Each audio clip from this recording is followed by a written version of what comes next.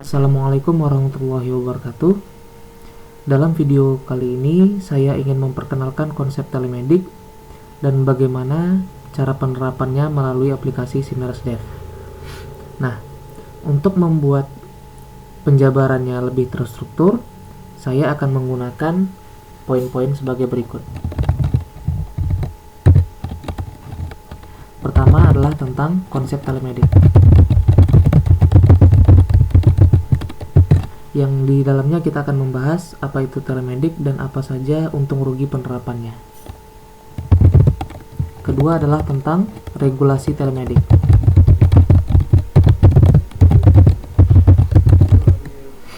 Nah, di sini kita akan melihat bagaimana telemedik diterapkan di luar negeri dan apa langkah-langkah penerapannya di Indonesia berdasarkan peraturan pemerintah.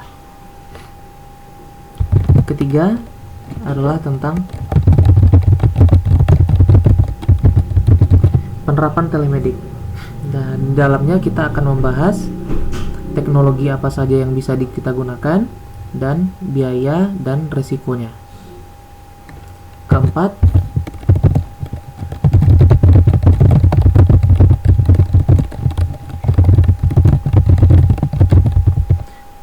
di sini saya akan menunjukkan bagaimana prototipe modul telemedik yang telah ditanamkan ke dalam Simers Dev secara terintegrasi sama dengan modul lain-lainnya. Jadi istilahnya aplikasi ini bukan aplikasi tambahan, tapi dia sudah berada di tengah-tengah modul-modul lainnya di sini.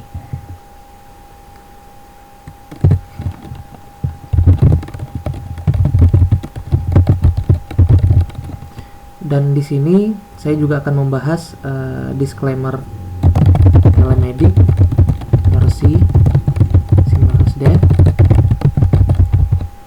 Istilahnya apa saja yang tidak dicakup dan apa yang tidak menjadi tanggung jawab software melainkan tanggung jawab user. Oke, pertama kita bahas dulu dari pengenalan konsep telemedik, yaitu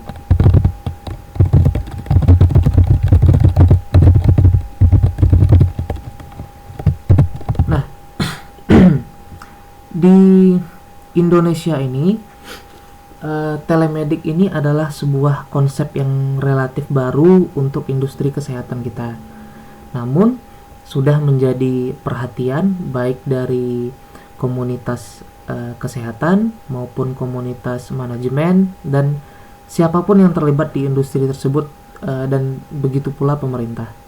Nah, ada banyak sumber yang bisa dipelajari oleh pemerhati atau praktisinya terkait telemedicine ini, bisa dari buku atau dari sumber internet ataupun YouTube, dan itu bisa diambil dan digali sendiri oleh masing-masing penonton.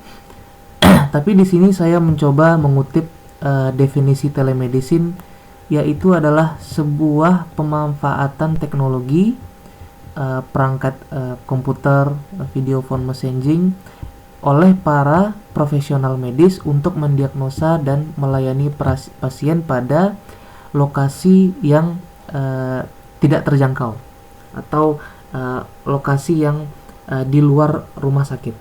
Nah, jadi di sini konsepnya adalah untuk memungkinkan pelayanan fasilitas kesehatan dibawakan kepada pasien melalui sarana komunikasi digital tidak langsung. Nah, kalau saya baca sedikit sejarahnya tentang telemedik ini bukan merupakan hal baru, karena zaman dahulu juga sudah ada penerapan telemedik dalam versi yang sangat sederhana seperti melalui jalur telepon atau misalnya dokter pribadi, kemudian atau dokter khusus luar biasa untuk kondisi-kondisi darurat, militer atau bencana alam, yang istilahnya ingin memanfaatkan sumber daya intelektual dokter dari jarak jauh yang difasilitasi oleh media penghubung, apapun itu peralatannya.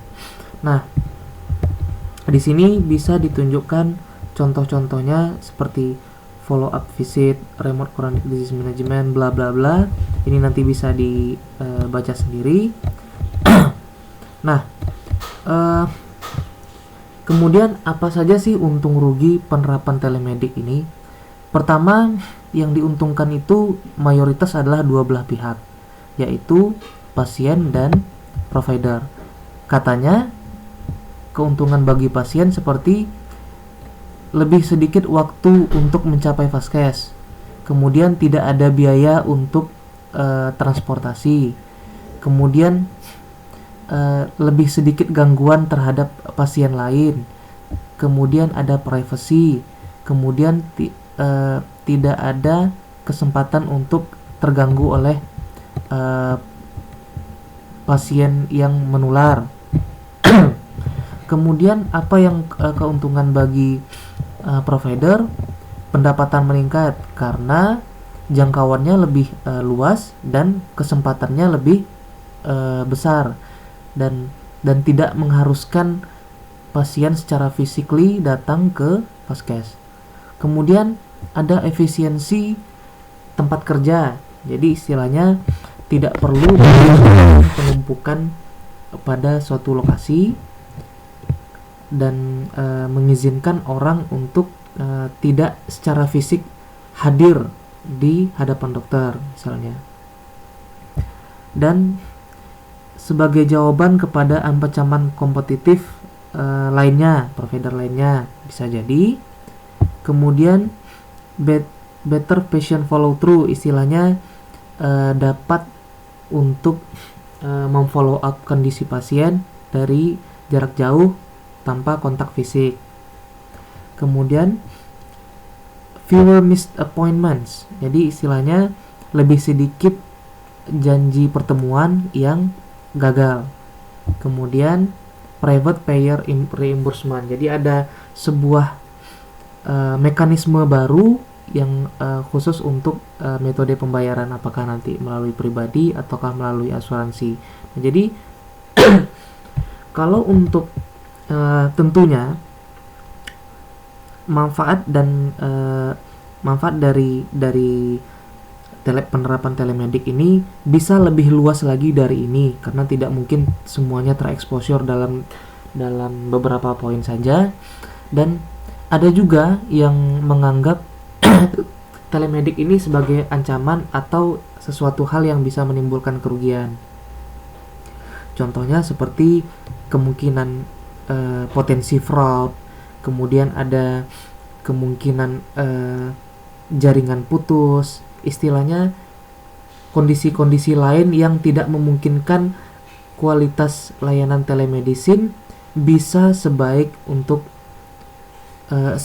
bisa sebaik layanan konvensional seperti biasa. Dan itu saya setuju, dan justru itu menjadi tantangan bagi seluruh pihak yang terlibat untuk bisa mempersiapkan teknologi ini dan manajemennya dan lingkungannya lebih baik. Oke. Nah, itu nanti ada banyak sumber tentang hal ini lebih spesifik, silahkan dibaca. Kita langsung masuk ke poin kedua. Jadi poin 1, poin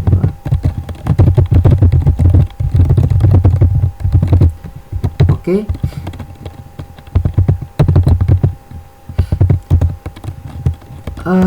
Regulasi berdasarkan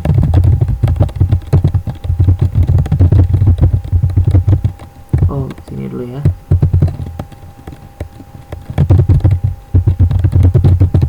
Nah, kalau yang saya pernah baca melalui situs WHO atau artikel-artikel ilmiah yang berkaitan tentang regulasi telemedicine,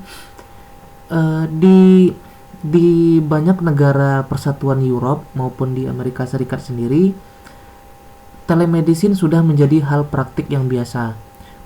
Terutama pelopor yang paling dekat di telinga saya itu adalah seperti Mayo Clinic, dan sekarang juga sudah mulai ditiru di Indonesia, seperti layanan-layanan yang sedang populer sekarang seperti Halodoc dan sebagainya.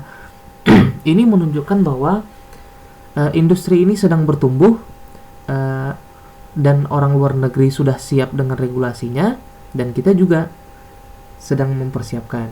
Dan masuk ke poin kedua langsung.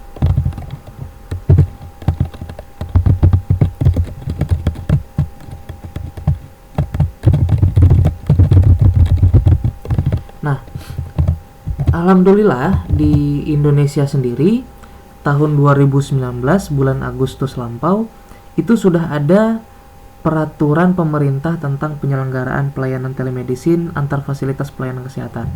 Nah, jadi ini adalah sebuah cara pemerintah menjawab kebutuhan masyarakat untuk pengaturan industri yang relatif baru ini. Dari draft yang sudah saya baca sekilas ini, perlu saya pelajari lebih dalam. Secara singkat, sepertinya dia sudah membukakan pintu untuk vaskes kita berkembang ke arah itu. Nah, jadi istilahnya kalau misalnya pemerintahnya sudah membukakan gerbang, sudah menyediakan peraturan, maka industrinya yang harus berbenah diri untuk mempersiapkan bisa nggak keep up dengan lingkungan, dengan pasar, dengan regulasi. Nah, jadi di sini apa saja ya yang boleh diselenggarakan oleh telemedicine ini? Kalau saya baca di sini, sepertinya sudah mencakup layanan untuk diagnosis penunjang dan terutama telekonsultasi. Nah, jadi memungkinkan seorang pasien untuk berkomunikasi dengan dokter selayaknya kualitas sebuah konsultasi rawat jalan. Jadi kalau misalnya ada yang berpendapat lain atau yang lebih benar, maka silakan koreksi saya, dan saya pun masih mempelajari banyak hal tentang ini. Nah, berbekal regulasi yang sudah relatif matang tadi, kita masuk ke bagian penerapan telemedik. Apa yang akan dibahas? Pertama adalah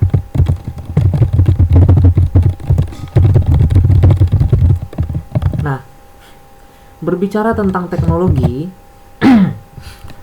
Di luar negeri sudah banyak provider telemedicine digital yang memungkinkan prosedur sebagaimana yang diharapkan tadi. Teknologi yang digunakan itu sebenarnya bukan teknologi baru, bahkan kita sudah relatif sering menggunakannya, seperti WhatsApp video call, kemudian Google Meetup, Skype, kemudian Microsoft Teams. Nah, jadi teknologinya sudah lebih matang duluan dibandingkan dengan industrinya. Nah, jadi di sini sudah di luar negeri bahkan sudah banyak provider yang mengkhususkan dirinya hanya untuk telemedicine. Nah, jadi di sini ada istilah SDK APIs dalam payung Web RTC. Nah, jadi istilahnya adalah Web Real Time Communication. Nah, jadi Vaskes yang sudah mendapatkan legalitas untuk menyelenggarakan telemedicine dapat memilih teknologinya, infrastruktur teknologinya sendiri. Apakah ingin menggunakan server sendiri, apakah ingin menggunakan layanan pihak ketiga, atau misalnya hybrid. Nah, jadi pilihan yang banyak tidak membatasi Vaskes untuk bereksplorasi infrastruktur apa ya yang ingin digunakan. Tentu dari banyak pilihan tersebut akan ada pertimbangan biaya, resiko, dan keuntungannya. Nah, kalau untuk mengembangkan server sendiri, pastilah akan ada biaya besar yang ditanggung, tapi setidaknya baik infrastrukturnya bisa ditangani oleh sendiri, jadi tidak tergantung pada pihak ketiga. Nah, untuk Vaskes yang tidak memiliki biaya teknologi dan SDM yang cukup untuk mengembangkan servernya sendiri, maka sudah banyak provider-provider yang tersedia, baik yang internasional maupun lokal. Kalau saya nggak salah dengar, Telkom sudah menyediakan layanan telekonferensi yang layak untuk telemedicine. Namanya saya lupa. Setidaknya itu menunjukkan bahwa secara teknologi kita sepertinya udah well prepared. Nah, jadi kalau mengandalkan pihak ketiga tadi, keuntungannya kita bisa lebih murah, kemudian tidak perlu biaya maintenance karena servernya di tempat orang, kemudian juga lebih reliable, istilahnya tidak ada istilah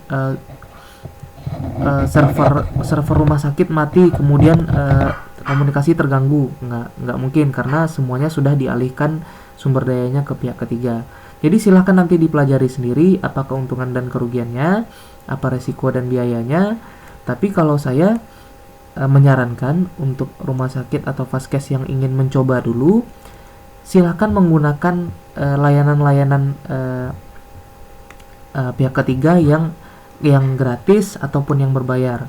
Tapi kalau nanti seandainya sudah settle, sudah bagus manajemen telemediknya, silahkan untuk kembangkan sendiri dengan biaya yang siap untuk ditanggung deh, misalnya gitu. Nah, tapi untuk pertama ini saya akan mencontohkan dalam aplikasi yang akan dikembangkan menggunakan pihak ketiga.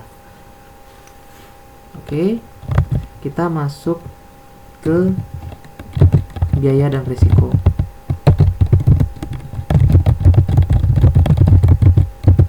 Nah, tadi sudah saya bahas ya tentang biaya dan risiko, bahwa apa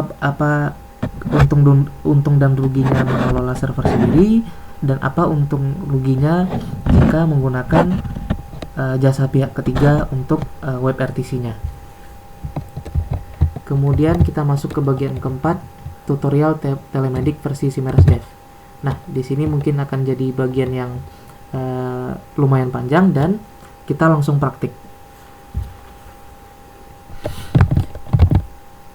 Oke, nah di sini seorang user di sini statusnya sebagai petugas pendaftaran, dia akan skenarionya kita akan mendaftarkan seorang pasien untuk mendapatkan hak akses telemediknya. Nah, jadi di sini ceritanya pasien itu dia tidak bisa mendaftarkan dirinya secara mandiri melalui platform online karena kita khawatir dengan adanya fraud. Maka penting bagi pasiennya atau rumah sakitnya mewajibkan pasien untuk mendapatkan kredensialnya secara inisial, maksudnya untuk pertama kali di loket pendaftaran. Jadi istilahnya kali pertama saja hanya untuk mendapatkan kredensial tersebut. Nah, caranya misalnya nih petugas pendaftaran buka menu pendaftaran, kemudian dia ketikkan nama pasien yang datang tersebut.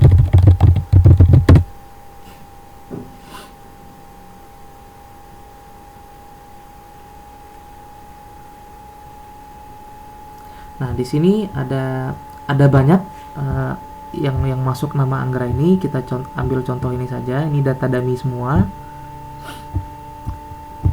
Nah, di sini diarahkan ke halaman pasien dan di sini sudah ada tombol Telemedic.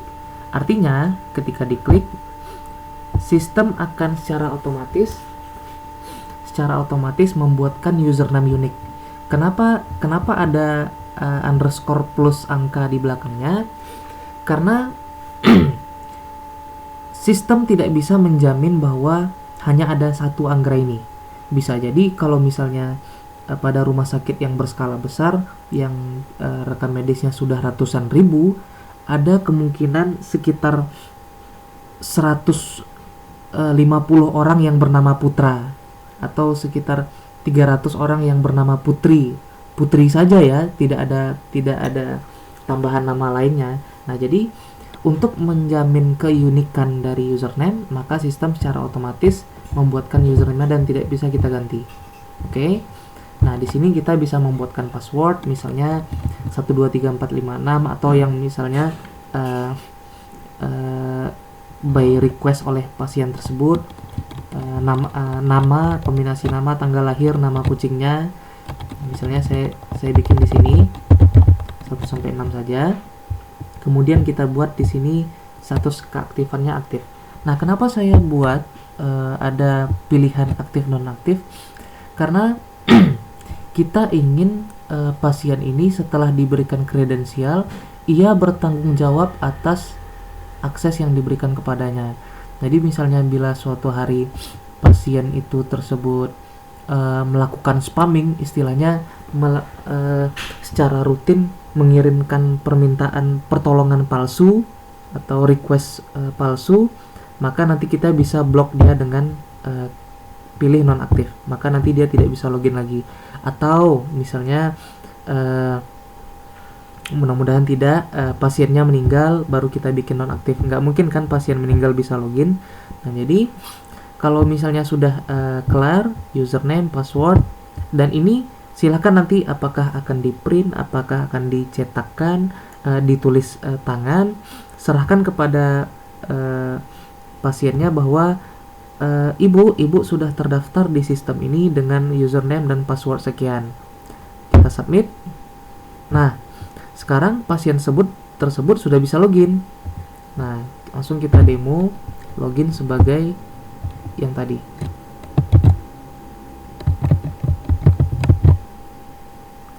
Nah, ini adalah contoh tampilannya kalau seandainya dia login di aplikasi pakai iPhone 5. Nah, jadi bisa jadi kemungkinan dia pakai Android juga ya.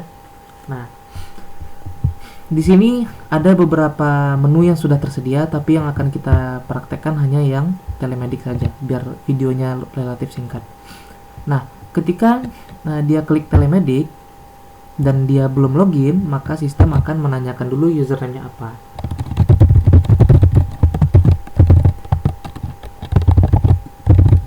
Oke, jika sudah sama seperti yang diserahkan tadi,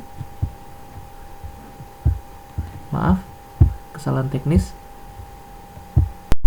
Baik, kita ulangi kembali. Login dengan menggunakan username yang telah diberikan, berikut dengan passwordnya. Kemudian klik login. Jika benar, maka langsung akan diantarkan ke halaman riwayat telemedik. Nah, pada halaman inilah seorang pasien dapat melihat riwayat request telemedik dia di rumah sakit yang menggunakan Simiras-Dev ini. Nah, jadi karena dia belum punya satupun, dia bisa mulai request telemedik. Dia bisa menyebutkan klinik apa, misalnya penyakit dalam dengan dokter. Misalnya ini contoh saja ya. Badan saya. Kemudian apakah darurat? Iya atau tidak. Nah, jadi di sini darurat atau tidak itu adalah untuk pelabelan yang mengindikasikan bahwa pasien ini perlu penanganan segera nggak atau diprioritaskan nggak dibandingkan pasien lain yang berada di dalam daftar nantinya. Jadi kalau misalnya pasien inisiatif mengatakan tidak, ya berarti memang tidak darurat. Nah, kemudian submit. Oke. Jadi ini kalau secara otomatisnya nanti dia akan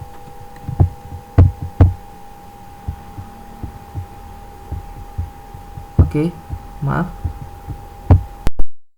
Nah, nanti dia akan muncul seperti ini, di mana tombolnya sudah tidak dapat diklik lagi karena dia sedang menunggu respon dari rumah sakit, dan sudah ada masuk satu buah record baru pada daftar yang di bawah. Nah, dokternya masih kosong. Kenapa? Padahal tadi kan sudah diisi nama dokternya, karena belum tentu dokter yang diminta ada, dan bisa jadi nanti dokter yang menanganinya adalah dokter yang lain yang disarankan oleh rumah sakit. Oke. Nah, di sisi orang rumah sakitnya, nanti kita coba refresh dulu, akan masuk notifikasi kepada menu telemedik yang nanti akan saya tambahkan bunyi bing-bing pada update berikutnya.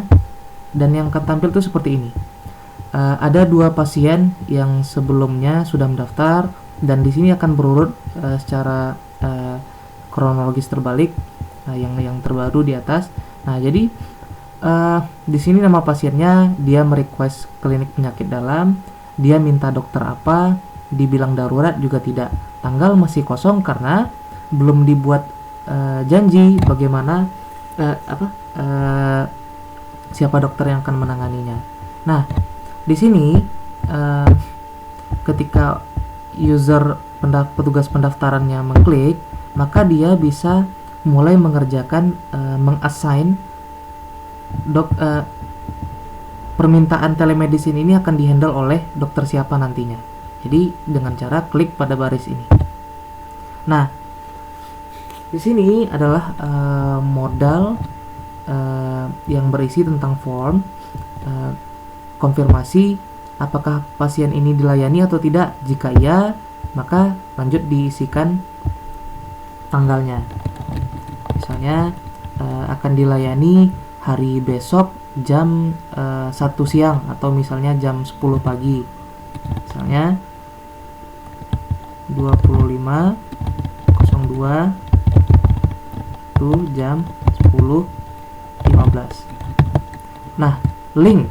Nah, jadi sebelum itu petugas pendaftaran juga bisa memilih konfirmasi tidak bila orang pendaftarnya setelah menelpon ke pasiennya menyatakan ibu benar telah memesan telemedik bersama dokter.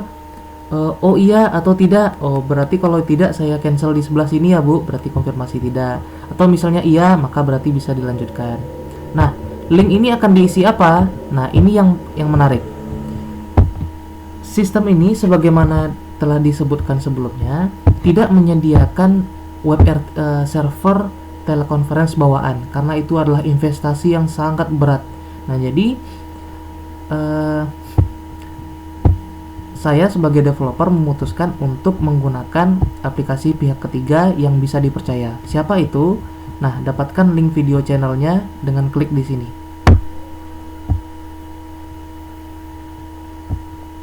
Nah, di sini petugas nakesnya atau petugas pendaftarannya bisa memilih salah satu dari 3 platform utama yang disediakan.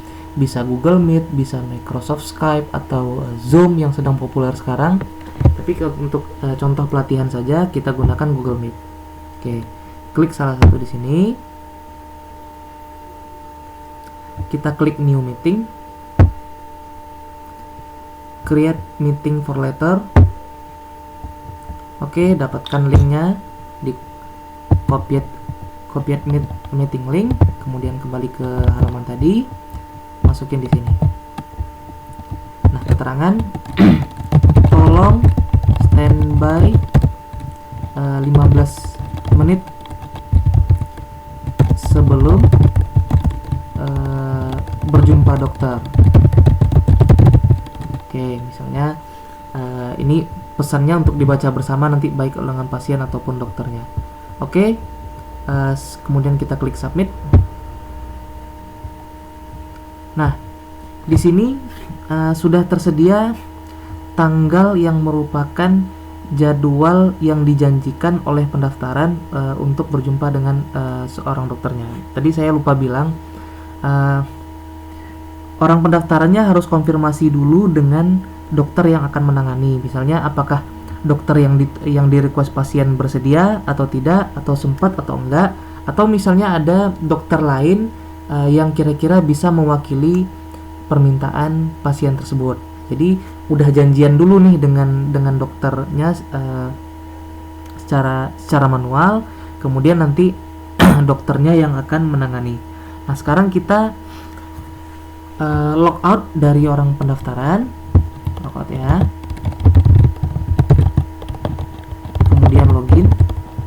ini akun dummy saja. Kemudian dokternya membuka menu telemedik seperti tadi.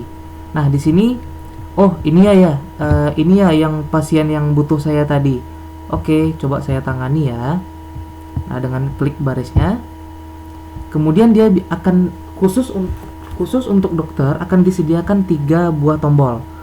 Yang mana tombol rekam medis akan mengantarkan dokter kepada halaman rekam medis pasien tersebut. Jadi bisa melihat riwayatnya, bisa melihat detail identitasnya, riwayat swab dia selama ini, riwayat IGD, bla bla bla. Kemudian kembali ke halaman tadi. Kemudian di sini ada klik tombol mulai streaming. Yang mana kalau misalnya diklik akan langsung diarahkan kepada halaman Meet yang ditunjukkan sebelumnya. Oke, kamera starting. Nah, jadi di sini berarti dokternya sudah standby duluan dan dia menunggu pasien tersebut untuk join. Nah, jadi nanti di aplikasinya juga akan ada notifikasi bagi user, atau kalau misalnya pasiennya nggak on time, bisa nanti dikonfirmasi melalui telepon oleh orang pendaftaran. Jadi kemudian di sini juga ada tombol form swab. Nah, form swab inilah yang digunakan dokter untuk melayani seorang pasien layaknya dia berada di instalasi rawat jalan. Tapi bedanya ini tidak berinteraksi secara fisik. Oke. Nah, setelah tombol form swab tadi diklik, akan disediakan form swab yang relatif sama dengan swab untuk IGD rawat jalan, kecuali rawat inap ya. Nah, jadi di sini dokter bisa mengisikan anamnesanya, misalnya. Jadi ini jelas saya bukan dokter dan diagnosanya pasti tidak akan tepat.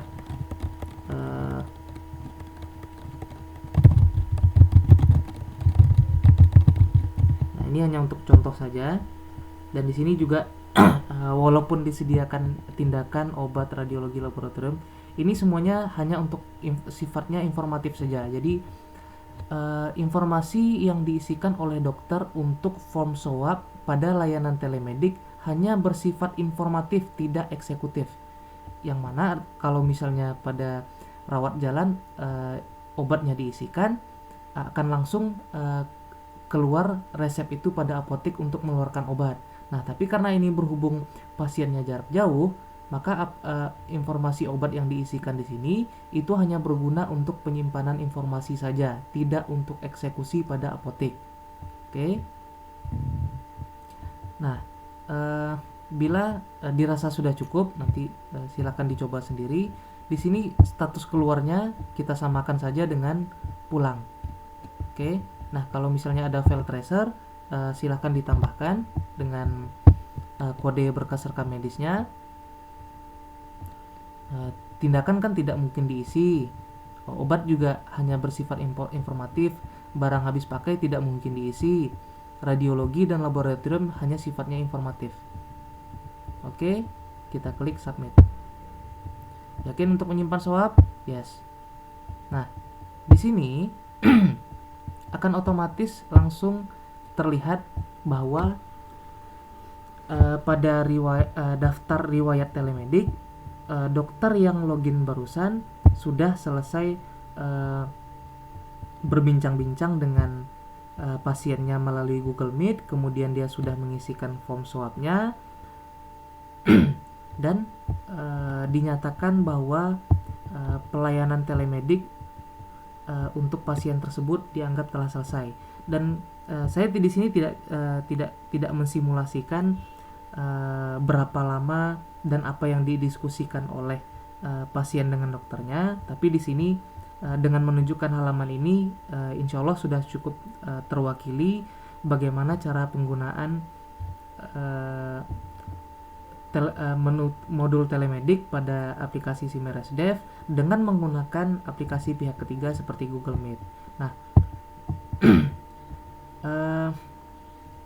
Jadi setelah ini beres, maka aktivitasnya dianggap selesai. Nah, bagaimana dengan konsep pembayarannya? Nah, berhubung belum ada regulasi yang rigid tentang hal itu, maka saya juga tidak menanamkan logika pembayaran pada modul telemedik. Nah, solusinya rumah sakit boleh menerapkan sendiri bagaimana skema pembayarannya. Apakah pembayarannya di awal sebelum pasien mendapatkan link menuju link telemedik, atau setelah pelayanannya selesai, itu bebas.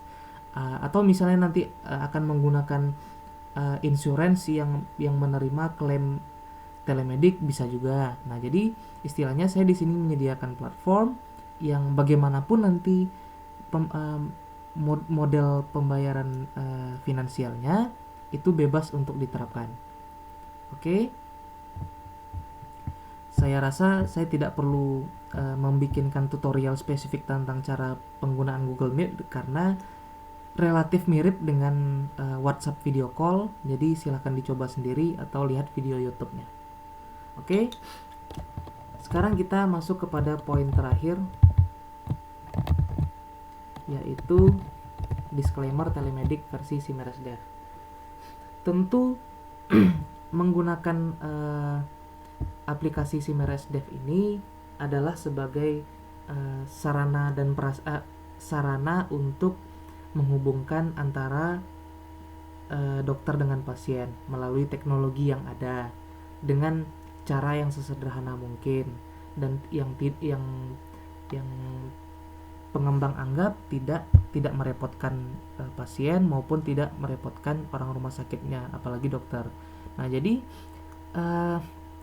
sangat diharapkan baik kepada seluruh pihak yang menggunakan, manajemen, dokter, orang pendaftaran mau pasiennya, menyadari bahwa aplikasi ini hanya alat dan dia tidak istilahnya tidak dapat dituntut untuk disalahkan atas konten yang digunakan oleh pasiennya. Jadi misalnya dokternya atau pasiennya melakukan kesalahan yang tercantum pada aplikasi ini, maka itu bukan tanggung jawab dari kami sebagai pengembang. Nah, jadi istilahnya gunakanlah aplikasinya apa adanya. Jika ada yang kurang, silahkan dilaporkan. Tentu kami akan segera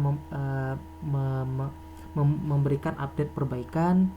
Tapi kalau misalnya nanti ada malpraktik atau misalnya ada force major, tentu itu adalah tanggung jawab masing-masing pihak yang menggunakan. Nah, kemudian pasti akan ada yang bertanya, ini platform yang digunakan ini aman tidak ya?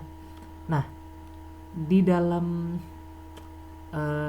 istilah manajemen teknologi kesehatan itu ada istilahnya HIPAA compliant. Nah, itu adalah semacam standar yang mensyaratkan teknologi apa harus menerapkan apa agar bisa dianggap layak untuk menjalankan prosedur medis tertentu. Nah, dalam konteks ini adalah telemedicine. Nah, jadi menurut ini mana dia tadi? Menurut pengembang, 3 teknologi pilihan tadi setelah baca website mereka, sepertinya mereka sudah HIPAA compliant. Nah, jadi mereka insya Allah akan terjamin keamanan datanya, kemudian juga kerahasiaannya, kemudian juga kehandalannya. Jadi hingga sejauh ini pengembang belum bisa menemukan yang lebih baik daripada yang 3 ini. Tapi kalau misalnya nanti suatu hari ada muncul, maka tentu pengembang tidak akan keberatan untuk menambahkannya, atau tidak memaksakan pihak rumah sakit juga kalau ada seandainya pilihan di luar 3 ini yang dianggap lebih bagus. Silakan, it's okay aja selagi teknologi tersebut dapat menghubungkan antara dokter dan pasien. Nah, Sejauh ini itu saja untuk bagian disclaimer. Kalau misalnya nanti ada tambahan baru kembali, pengembang akan membuatkan video tutorial YouTube tambahan. Oke, saya rasa cukup. Terima kasih atas waktunya. Assalamualaikum warahmatullahi wabarakatuh.